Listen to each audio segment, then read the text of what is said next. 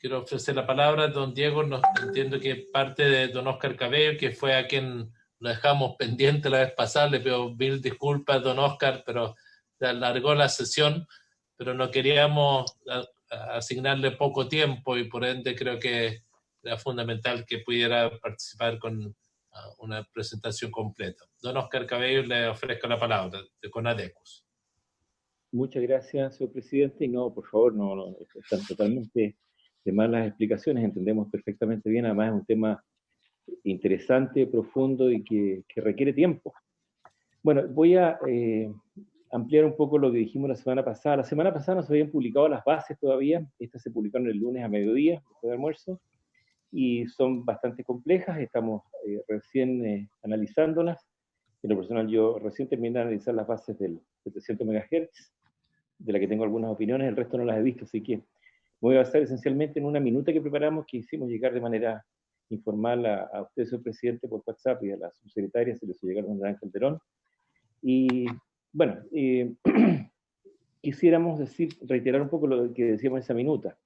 Nos preocupaba sobremanera el tema de las contraprestaciones, y efectivamente en las bases no hay contraprestación en la de 700, hay una cosa equivalente. Lo que hay es un cubrimiento forzado de algunas zonas, unos polígonos que llama Subtel, y de algunas carreteras. O sea, si uno cubre ciertas carreteras, va a obtener puntaje. Lo que nos llama la atención es que algunas de esas carreteras ya tienen servicio. O sea, por ejemplo, está la ruta Santiago-Valparaíso, la ruta Santiago-San Antonio o el anillo Américo-Vespucio. Y nosotros pensamos que forzar el cubrimiento en ese tipo de zonas donde ya hay servicio no tiene sentido, porque el mercado naturalmente va a forzar al adjudicatario de esta banda a hacer lo mismo. Ahora, hay algunos caminos que parecen ser importantes, ¿ya? Porque son caminos muy, muy lejanos, muy rurales, pero ahí yo tengo una pregunta. ¿Vale la pena cubrir un camino rural donde hay muy poco tráfico y no cubrir un pequeño pueblito de 300, 400 habitantes que requieren internet y hoy día no lo tienen? Ahora, esa es una pregunta de política pública. Yo no soy la persona más calificada para responder eso, pero la pregunta me la hago. Entonces, nos inquieta el tema de las contraprestaciones, ¿ya? Como lo explicamos en la minuta. También hay un punto, el tema de los nuevos límites. Subtel menciona los nuevos límites, pero no está claro cómo se van a aplicar el 32% que fijó en las bandas bajas de la Suprema. Hay un tema muy importante que lo anunciamos en la minuta. La Corte Suprema, en una parte de su fallo, dijo lo siguiente. Dijo: antes de un concurso para la adjudicación de concesiones de uso de frecuencias radioeléctricas para la prestación de un nuevo servicio o tecnología, la autoridad deberá analizar si los operadores incumbentes pueden razonablemente ofrecerles sus frecuencias preexistentes de un modo inmediato o previa optimización de tales redes en las frecuencias disponibles en un plazo y costos también razonables. Reitero, en un plazo y costos también razonables.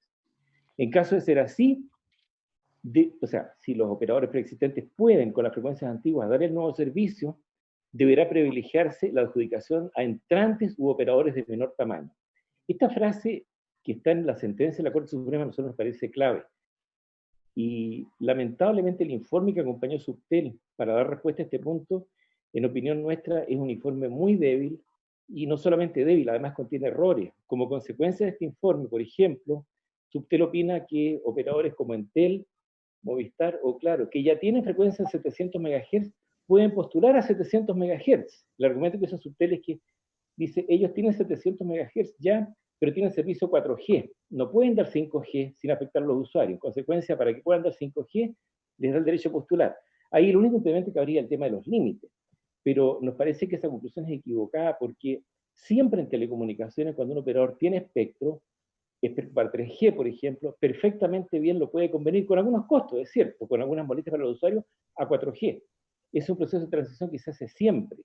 Y Subtel lamentablemente creo que no lo abordó de manera correcta. Lo mismo concluye en 3500. En 3500 dice que también las compañías que ya tienen espectro pueden postular al nuevo espectro. La banda de 3500 además hay que reordenarla, tema que aparentemente Subtel no ha considerado bien en las bases. Bueno, también nos preocupaba cómo Subtel piensa materializar las exigencias en cuanto a oferta de facilidades viables.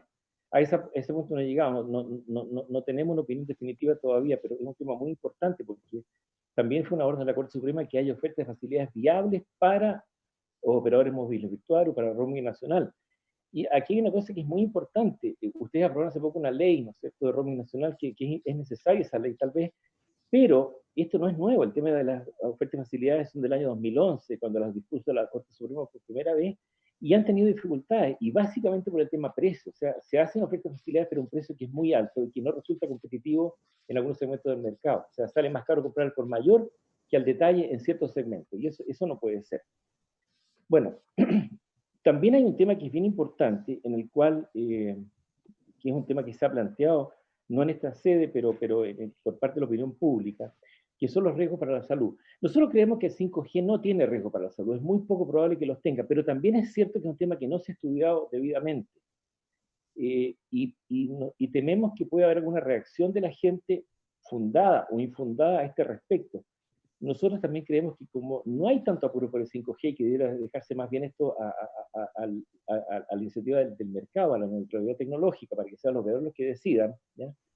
Pensamos que también el Estado debiera hacer algunos estudios y descartar esos riesgos, ¿ya? Hay gente seria, como el doctor Arthur Firstenberg de Estados Unidos, o la doctora Karina Vaca Celer de acá de Chile, que han planteado algunas inquietudes. Yo no sé biología, así que no estoy en condiciones de rebatirlo, pero pensamos que esos riesgos podrían existir y habría que en todo caso estudiarlo y descartarlo. Las bases también exigen otra cosa, que haya como mínimo tecnología LTE Advanced Pro 5G o superior en la banda de 700 MHz y AWS, o tecnología 5G definitivamente en la banda de 3500 y de 26 GHz. Y pensamos nosotros que no es bueno forzar la tecnología, es bueno que sea el mercado el que las vaya implementando gradualmente. Hay que dar espectro y hay que darlo luego, eso no hay ninguna duda, no pedimos que esto se demore, pero que sean los operadores que decidan qué tecnología es la más adecuada. Para muchas zonas rurales, por ejemplo, tal vez 4G es una buena solución. Es más, para zonas muy pequeñas rurales, tal vez incluso el Wi-Fi, un buen servicio Wi-Fi es adecuado. Lo importante no es la tecnología, es que el servicio sea de una calidad adecuada. Entonces, usted lo que debe exigir, más que tecnología, son ciertos estándares de calidad. Ya verá el operador cómo los cumple en cada zona. Ese es un punto importante. Y eso además es un principio que está recogido de manera implícita en nuestra jurisprudencia, pero es el principio de neutralidad tecnológica. No fijar por norma una tecnología dada. Y eso lo expresó bastante bien en la sesión pasada del señor Otero de 5G Américas. Finalmente, como punto final respecto de lo anterior, pensamos que no hay tanto apuro por el 5G en nuestro país. Por ejemplo, se habla mucho de los automóviles autónomos. Los automóviles autónomos no existen, son productos de laboratorio, ¿ya? Es más, yo en lo personal pienso que un automóvil autónomo, si realmente es autónomo, no debiera depender de una red 5G para funcionar. Tendría que funcionar incluso en un camino rural sin red de telecomunicaciones. El automóvil tendría que tener sensores, ver lo que está pasando, tomar decisiones acertadas sin telecomunicaciones. Si no, ese automóvil sería muy débil. También se piensa mucho en la telemedicina. La telemedicina se puede abordar perfectamente bien hoy día con soluciones de redes fijas. Los quirófanos no son móviles. Entonces, en esto de apurar el 5G por el avance tecnológico, yo creo que no es tan cierto. El 5G se va a imponer, pero debería imponerse gradualmente. Y es más, yo creo que el 5G móvil, tengo siempre las dudas respecto de la parte de la salud, porque vamos a tener un terminal en la cabeza que a lo mejor, yo eso les reitero, a mí no me consta, tiene algún riesgo para la salud. No hacia el 5G fijo. Por ejemplo, en Chile ya tenemos algunas aplicaciones de 5G fijo, en la llamada banda ancha fija inalámbrica, en que el terminal está lejos, lo tengo en la casa, está muy lejos de mi cabeza, el riesgo de salud ahí es bajísimo, ¿ya? Ese es un punto que también planteamos en la minuta que hicimos llegar al Senado. Ahora, quiero aclarar una cosa. Nosotros no nos oponemos a la licitación de espectro. A veces incluso se nos ha inculpado de que por culpa de Conadeco se han atrasado estas licitaciones. Eso no es así, pero no quiero entrar en esa discusión ahora. Pero sí hay un punto que es muy importante. Si las bases se revisan, se mejoran un poco, tal vez en un par de semanas se puede hacer ese trabajo y se demoraría un poco la licitación, pero 2 o 3 semanas de retraso para hacer una modificación importante que mejore las bases, yo creo que es un tiempo bastante bien invertido. En 2 o 3 semanas el país no se va a detener. Y lo que sí es cierto, que cualquiera sea la decisión del Senado, de Subtel en esta materia, ¿ya? Hay un tema que a nosotros nos preocupa mucho, y es que hoy día el espectro está asignado de manera absolutamente asimétrica, ¿ya? Y hay un operador, con nombre y apellido lo voy a decir, y a veces me culpan de estar trabajando para UOM, lo que no es así. Pero el caso del operador WOM es muy complejo porque WOM hace mucho tiempo que requiere espectro. WOM tiene la mitad del espectro que las otras compañías telefónicas, no tiene espectro en 3500, y siempre se ha ido demorando la posibilidad de licitar por A, B o C motivos, ya, por culpa nuestra o no culpa nuestra, pero yo creo que hay que buscar una solución urgente para WOM, sobre todo en este momento de pandemia. O sea, hoy día yo sinceramente le reiteraría al gobierno la recomendación de que le preste a las compañías que requieren, no solamente a WOM, a cualquier compañía que lo requiera, Telefónica del Sur, a BTR, el que sea, que les preste espectro experimental. El espectro experimental no compromete al Estado, permite solucionar un problema, y en un instante de pandemia no podemos confiar todo en una licitación que va a tomar un tiempo. Eso sería respecto de la consulta que nos hacen sobre las bases del 5G.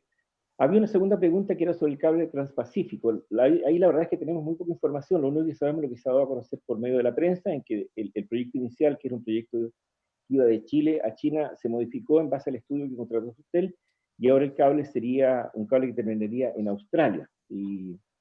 Ahora, la definición de una ruta es fundamental, porque según qué ruta lleva un cable, lleva más clientes, más tráfico, menos tráfico o distintos tráficos, ¿ya?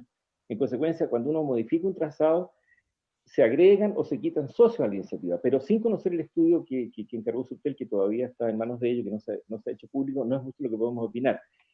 Lo que sí sería aconsejable es que si el Estado finalmente decide intervenir en este cable colocando subsidios públicos, si son fondos privados no importa, pero si hubiera que colocar subsidios públicos para este cable, tal vez es necesario que el Estado cuente con una segunda opinión respecto de la conveniencia del tendido, ya sea a China o a Australia, y ver efectivamente si es una iniciativa en la que es fundamental que el Estado participe. Eso sería todo, señor presidente. Muchas gracias. Muchas gracias a usted.